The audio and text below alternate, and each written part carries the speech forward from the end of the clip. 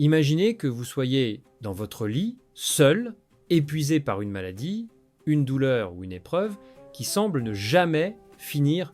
Vous avez essayé de rester fort, vous avez pris les moyens nécessaires, vous avez consulté, vous avez prié, mais au fond de vous, une question demeure: Ya Allah, quand viendra le soulagement? Et si, dans ces moments où votre cœur est brisé, vous commettiez une erreur sans même vous en rendre compte, et si vous demandiez à Allah la guérison, mais sans comprendre réellement ce que signifie lui demander, car en islam, la guérison n'est pas simplement une question de paroles prononcées avec la langue.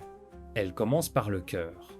Elle commence lorsque le serviteur reconnaît qu'Allah est celui qui possède tout pouvoir, celui qui connaît notre douleur avant même que nous la décrivions, celui qui entend notre invocation, même lorsque nous sommes incapables de parler.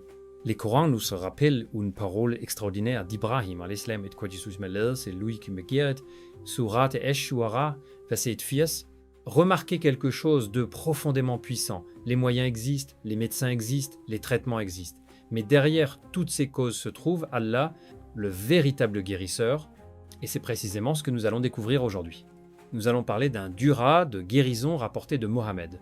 Que la paix et la bénédiction d'Allah soient sur lui, comprendre son véritable sens et découvrir comment le croyant doit se tourner vers Allah lorsqu'il traverse la maladie, la souffrance ou une épreuve. Mais attention, ne regardez pas cette vidéo en pensant qu'une invocation fonctionne comme une formule magique qui obligerait Allah à produire immédiatement le résultat que nous désirons. Le dua est une adoration, une demande, une preuve de dépendance envers Allah et une expression de confiance en sa sagesse. Parfois, Allah accorde la guérison immédiatement, parfois il accorde une guérison progressivement, parfois il éloigne un mal que nous ne voyons même pas. Et parfois, l'épreuve devient elle-même une cause d'élévation du croyant. C'est là que se trouve un enseignement que beaucoup de personnes risquent de manquer. Ne partez surtout pas avant la fin, car nous verrons également l'exemple d'un prophète qui a connu une épreuve extrêmement difficile et qui, malgré sa souffrance, n'a jamais cessé de se tourner vers Allah avec espoir. Assalamu alaikum wa rahmatullahi wa barakatuh, chers frères et sœurs. Bienvenue sur le dernier appel. Avant de commencer, n'oubliez pas d'appuyer sur le bouton « J'aime ». Votre soutien nous encourage à vous proposer encore plus de contenu de qualité. Croyez-moi, vous ne voulez pas manquer ce que nous vous réservons. Si vous n'êtes pas encore abonné, c'est le moment. Activez la cloche de notification pour être parmi les premiers informés de la sortie de nouvelles vidéos riches en enseignements sur la foi islamique. Partagez avec vos proches et laissez un commentaire ci-dessous pour me faire part de vos impressions. Vos commentaires comptent beaucoup pour nous. Merci d'être là et croyez-moi, vous ne voudrez pas manquer la suite. Bonne vidéo. Et avant de continuer, faites quelque chose de très simple. Si aujourd'hui vous demandez à Allah de vous accorder la guérison, ou si vous connaissez une personne qui traverse une maladie, une douleur ou une épreuve, écrivez simplement dans les commentaires « Ya Allah, tu es mon guérisseur ». Faites-le avec sincérité. Peut être que quelqu'un qui lit votre commentaire est lui-même dans une période difficile. Peut être que vos quelques mots lui rappelleront qu'il n'est pas seul et qu'il peut encore se tourner vers son Seigneur. Et surtout retenez ceci dès maintenant, ne désespérez jamais de la miséricorde d'Allah. La maladie peut affaiblir le corps, mais elle ne doit jamais faire mourir l'espoir dans le cœur. Restez jusqu'à la prochaine partie, car nous allons maintenant découvrir le dura que Mohammed, que la paix et la bénédiction d'Allah soient sur lui, enseignait pour demander la guérison, puis nous allons décortiquer chaque parole afin de comprendre pourquoi cette invocation est si profonde. Maintenant, écoutez attentivement, car nous arrivons au cœur de cette vidéo. Il existe une invocation authentique rapportée dans la sunna de Mohammed, que la paix et la bénédiction d'Allah soient sur lui lorsqu'il demandait à Allah la guérison. Le duga est Allahumma rabban nasi adhib al-bassa ishfi anta ash-shafi la shifa'a illa shifa'uka shifa'an la yugadiru saqaman. Ce qui signifie Ô Allah, Seigneur des hommes, fais disparaître le mal. Guéris, car tu es celui qui guérit. Il n'y a de guérison que ta guérison, une guérison qui ne laisse aucune maladie.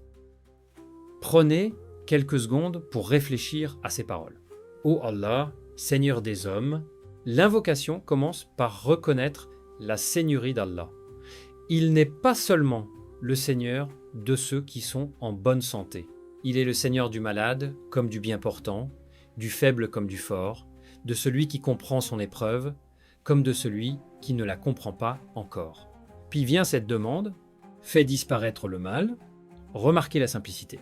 Le croyant n'a pas besoin de construire des phrases compliquées pour appeler son Seigneur. Il peut venir devant Allah avec son cœur brisé et lui demander simplement de faire disparaître ce qui lui fait du mal.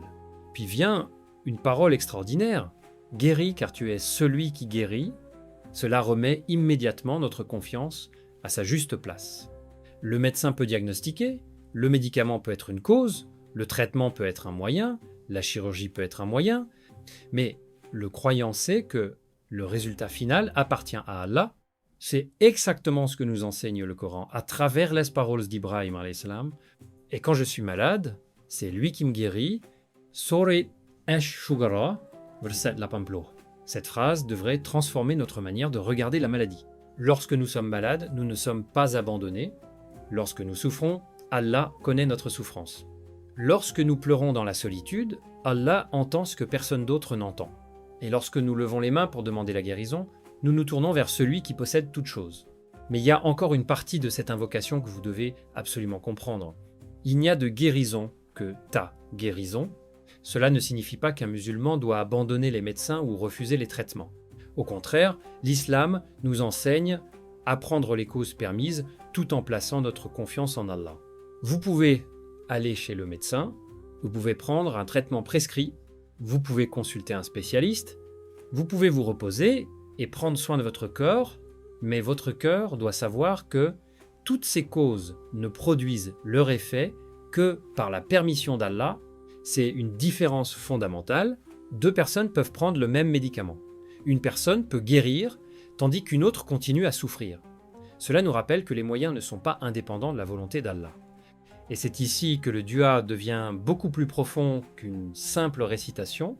Vous ne dites pas seulement des mots, vous êtes en train de déclarer « Oh Allah, je reconnais que mon espoir ultime est en toi ». Imaginez maintenant une personne qui vient d'apprendre qu'elle souffre d'une maladie. Son monde semble soudainement s'arrêter. Elle pense à sa famille, à son avenir, à ses responsabilités. La peur commence à envahir son cœur.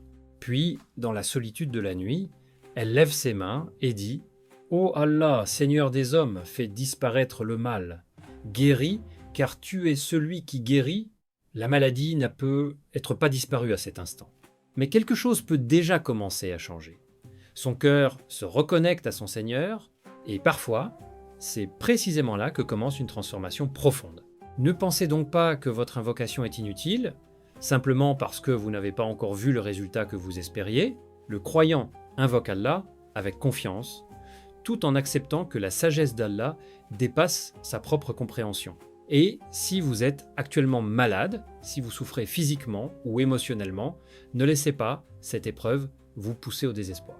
Allah dit « Ne désespérez pas de la miséricorde d'Allah » Surat As-Zumar, verset 53. Peut être que cette vidéo vous est apparue à un moment où vous aviez justement besoin de vous rappeler cette vérité.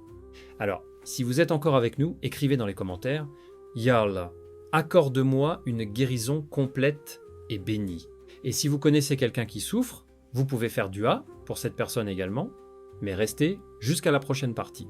Car connaître l'invocation est une chose, savoir comment l'invoquer avec sincérité, patience et confiance en Allah en est une autre, et c'est précisément cette différence que nous allons maintenant découvrir. Connaître le dua est une chose, mais comprendre comment se tourner vers Allah lorsque l'on demande la guérison en est une autre. Car parfois, une personne récite une invocation avec sa langue, mais son cœur est rempli de doutes. Elle prononce les paroles, puis quelques minutes plus tard, elle se demande « Est-ce qu'Allah m'a entendu ? Est-ce que ma situation va réellement changer ?» Et c'est précisément ici qu'il faut s'arrêter. Allah entend, Allah sait, Allah connaît votre douleur. Même lorsque vous ne trouvez plus les mots pour expliquer ce que vous ressentez, Allah connaît ce qui se trouve dans votre poitrine.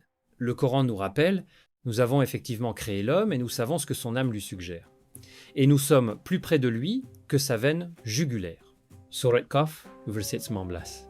Cela signifie-t-il que nous devons simplement réciter le dua et attendre sans rien faire? Non, Le véritable tawakkul, la confiance en Allah, ne signifie pas abandonner les moyens. Cela signifie prendre les moyens tout en sachant que le résultat appartient à Allah. Si vous êtes malade, consultez un médecin compétent. Si un traitement vous est prescrit, suivez les recommandations médicales appropriées, prenez soin de votre alimentation, de votre repos et de votre corps. Et en même temps, ne laissez jamais votre cœur dépendre exclusivement des causes. Parce que le médicament est une cause, le médecin est une cause, le traitement est une cause, mais Allah est celui qui donne le résultat. C'est une leçon extrêmement importante. Imaginez un homme qui tombe malade. Il consulte un médecin, reçoit un traitement et commence à prendre soin de lui. Mais chaque jour, il prend également quelques instants pour se tourner vers Allah. Il dit « Allahumma rabban nasi, adhib al-ba'sa ishfi anta ash-shafi, la shifa'a illa shifa'uka, shifa'an la yugadiru saqaman » Puis il continue ses efforts, les jours passent, peut-être qu'il commence à aller mieux, mais au lieu de dire uniquement, c'est grâce aux médicaments, il dit « Alhamdulillah ». Allah a permis à ce moyen de produire son effet, et si la guérison tarde, il ne dit pas « Allah m'a abandonné », il dit « Allah sait ce que je ne sais pas ». Voilà la différence entre une foi superficielle et une confiance profonde. Le prophète Mohammed, que la paix et la bénédiction d'Allah soient sur lui, nous a enseigné que le croyant doit invoquer Allah avec confiance et persévérance. L'une des erreurs les plus dangereuses est de faire une invocation une seule fois, puis de désespérer parce que la réponse n'est pas immédiate. Imaginez quelqu'un qui plante une graine aujourd'hui et revient quelques heures plus tard en disant « rien n'a poussé ». Donc cela ne fonctionne pas. Il ne comprend pas encore comment fonctionne la croissance. De la même manière, nous ne connaissons pas toujours la sagesse qui se trouve derrière le délai d'une réponse. Allah peut nous accorder ce que nous demandons. Il peut éloigner de nous un mal que nous ignorons. Il peut nous accorder quelque chose de meilleur. Et l'épreuve elle-même peut devenir une cause de rapprochement avec lui. C'est pourquoi le croyant doit associer 3 choses, le dua, les causes et la patience. Le dua nourrit le cœur. Les causes montrent que nous agissons. La patience nous empêche de sombrer dans le désespoir. Et lorsque ces 3 éléments se réunissent, notre rapport à l'épreuve change complètement. Regardez également l'histoire d'Ayoub, alayhi salam. Il a connu une épreuve extrêmement difficile. Pourtant, lorsqu'il s'est tourné vers Allah, il n'a pas parlé avec arrogance. Il n'a pas accusé son Seigneur. Il a simplement dit « Le mal m'a touché, mais tu es le plus miséricordieux des miséricordieux. » Surat Al-Anbiya, verset 63. Quelle leçon extraordinaire! Il reconnaît sa souffrance, il ne prétend pas être invulnérable.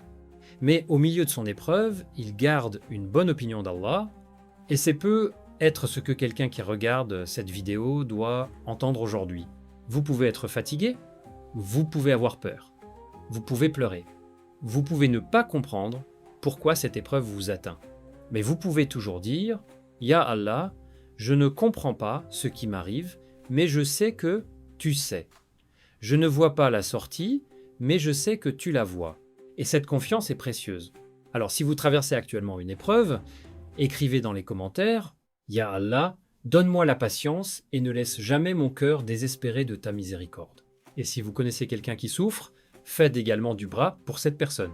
Mais attention, il reste maintenant une erreur fondamentale que beaucoup de personnes commettent lorsqu'elles parlent de guérison par le dua.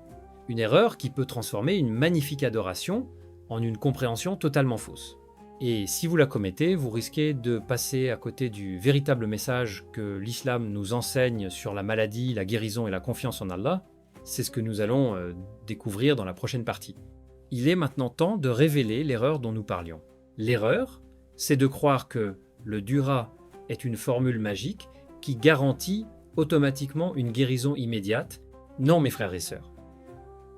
Le dua n'est pas une formule qui nous permettrait d'imposer notre volonté à Allah. Le dua est une adoration. C'est un acte d'humilité. C'est le moment où le serviteur reconnaît sa faiblesse et se tourne vers celui qui possède toute puissance. Lorsque vous dites Allahumma rabban nasi adhib al-bassa ishfi anta ash-shafi la shifa'a illa shifa'uka shifa'an la yugadiru saqaman, vous ne dites pas Oh Allah, je t'ordonne de me guérir maintenant. Vous dites plutôt avec humilité Ô Allah, tu es mon Seigneur, tu es celui qui guérit, j'ai besoin de toi. Et cette différence est immense, car parfois nous demandons à Allah une chose en pensant qu'elle est forcément la meilleure pour nous. Mais Allah connaît ce que nous ignorons. Allah connaît notre passé. Allah connaît notre avenir. Allah connaît ce qui se trouve derrière chaque événement. Et Allah connaît les conséquences de chaque chose.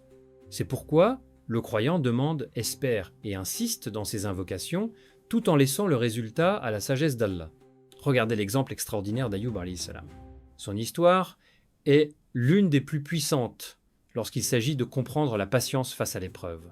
Allah dit, et Ayoub, quand il implora son Seigneur, « Le mal m'a touché, mais tu es le plus miséricordieux des miséricordieux. » Sourate Al-Anbiya, verset 63. Regardez la profondeur de cette invocation. Ayoub, alayhi salam, ne nie pas sa souffrance.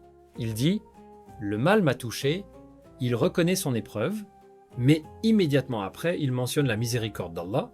Tu es le plus miséricordieux des miséricordieux, comme si son invocation nous enseignait ceci.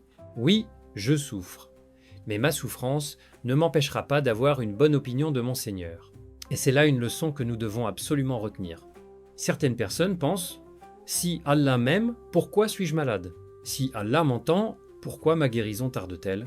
Si mon invocation est sincère, pourquoi mon problème n'a-t-il pas encore disparu?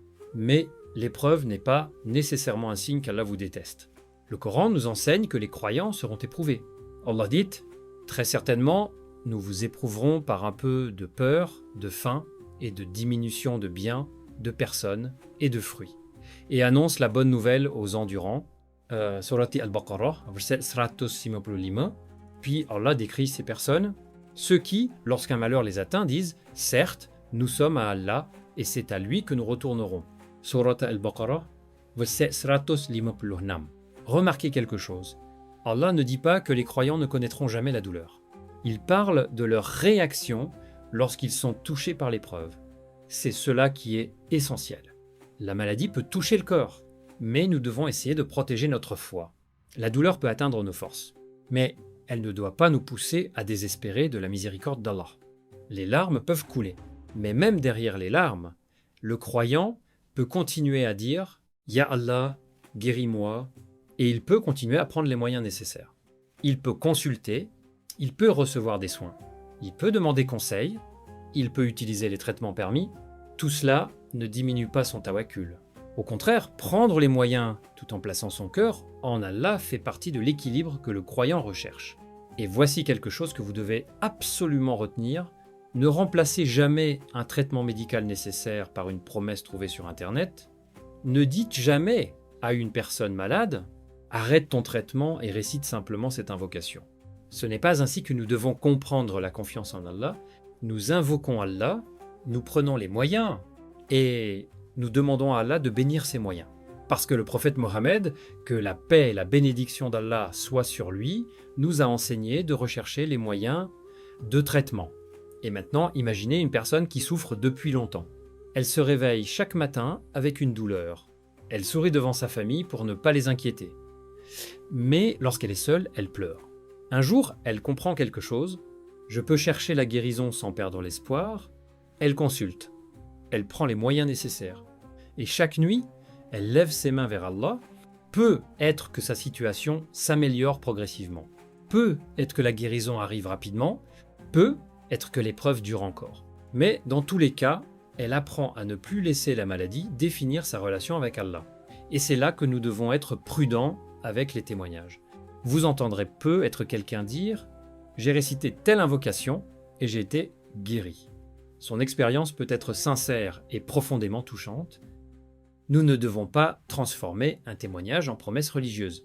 La guérison appartient à Allah et notre rôle est de l'invoquer, de lui faire confiance et de prendre les moyens appropriés. Alors, si vous connaissez actuellement une personne malade, écrivez dans les commentaires. Ya Allah accorde la guérison à tous ceux qui souffrent.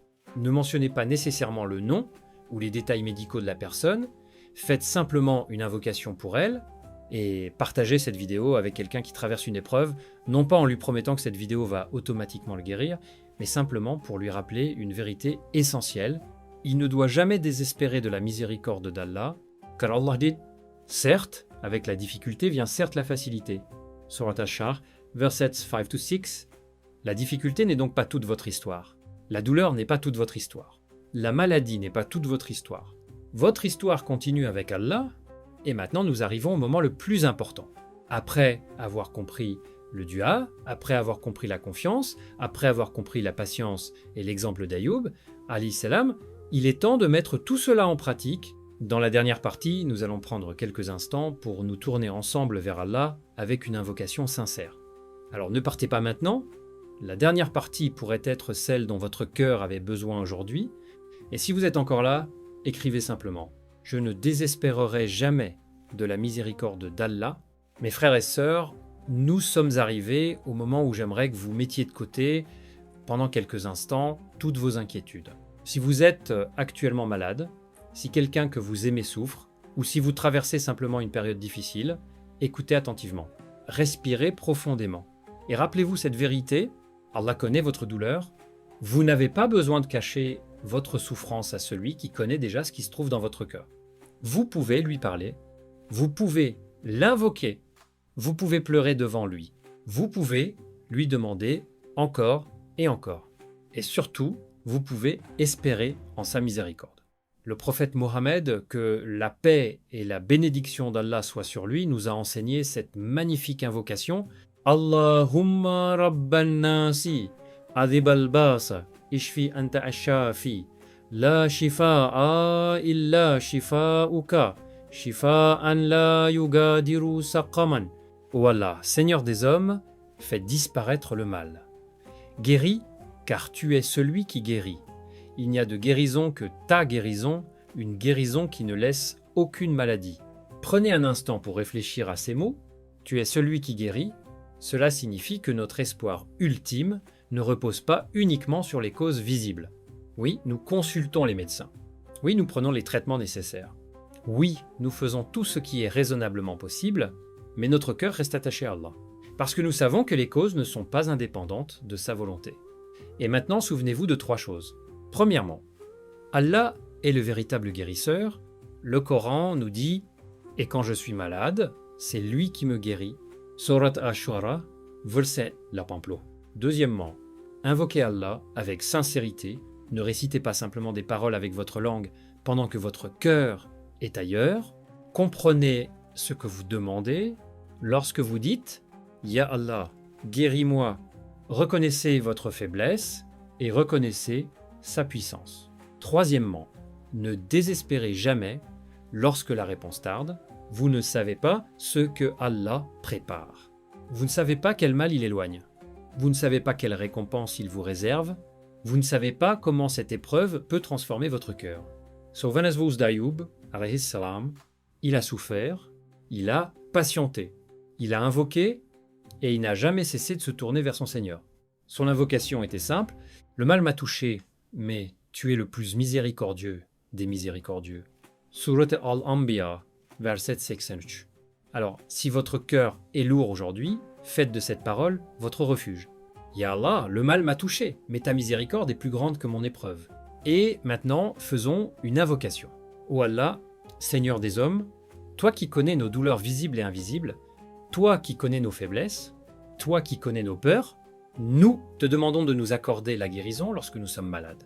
Ô Allah, guéris ceux qui souffrent, soulage ceux qui sont dans la douleur, donne de la patience à ceux qui traversent une longue épreuve, donne de la force à ceux qui sont épuisés, réconforte ceux qui pleurent dans la solitude, accorde à nos parents, à nos enfants, à nos familles et à tous les croyants malades une guérison B. Ô Allah, fais que nos épreuves deviennent une cause de rapprochement avec toi. Protège nos cœurs du désespoir. Protège-nous de la perte d'espoir en ta miséricorde. Accorde-nous la sagesse de prendre les moyens nécessaires et la confiance de placer nos cœurs entre tes mains. Ô Allah, si une personne qui regarde cette vidéo souffre actuellement d'une maladie, soulage sa douleur, si elle est inquiète pour son avenir, apaise son cœur. Si elle attend une guérison, accorde-lui ce qui est meilleur. Et si elle accompagne un proche malade, donne-lui patience, courage et récompense. Amin. Mes frères et sœurs, retenez bien ceci, une invocation n'est pas une formule magique, c'est une porte vers Allah, c'est une déclaration de dépendance envers lui. C'est une manière de dire « Ya Allah, je suis faible, mais toi, tu es puissant. Je ne sais pas, mais toi, tu sais. Je ne vois pas la solution, mais toi, tu vois ce que je ne vois pas.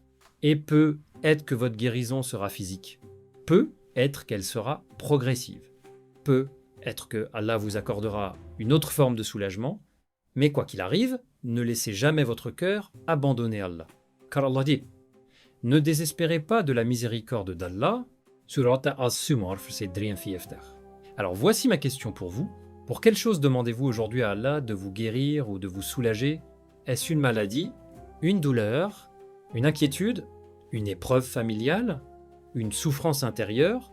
Ou demandez-vous simplement à Allah de guérir votre cœur et de renforcer votre foi? Écrivez votre réponse dans les commentaires.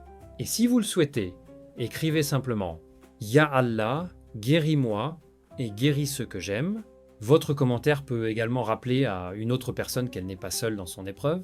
Et si vous connaissez quelqu'un qui traverse actuellement une période difficile, partagez-lui cette vidéo. Peut être qu'elle arrivera au bon moment. N'oubliez pas de laisser un « j'aime » de vous, abonner à Le Dernier Appel, d'activer la cloche de notification et de partager cette vidéo autour de vous, car lorsque vous partagez un rappel bénéfique, vous contribuez à faire parvenir un message d'espoir à quelqu'un qui en a peu être besoin aujourd'hui. Et surtout, ne partez pas de cette vidéo avec l'idée « j'ai trouvé une formule qui garantit ma guérison ». Partez avec une conviction beaucoup plus profonde « j'ai un Seigneur vers lequel je peux toujours retourner, même lorsque les portes semblent fermées, même lorsque les réponses tardent, même lorsque les larmes coulent, la porte d'Allah reste ouverte, qu'Allah guérisse nos malades, soulage nos souffrances, apaise nos cœurs, accepte nos invocations et nous accorde une foi sincère et ferme. Qu'Allah protège nos familles et fasse de nos épreuves une cause d'élévation auprès de lui. Amin ya Rabbal Alamin, Barakallahu fikum, pour votre présence, votre soutien et votre confiance. Ici, sur Le Dernier Appel, notre objectif est de nous rappeler ensemble ce qui compte réellement, revenir vers Allah, renforcer notre foi et ne jamais perdre espoir en sa miséricorde. À très bientôt pour un nouveau rappel. Assalamu alaikum wa rahmatullahi wa barakatuh.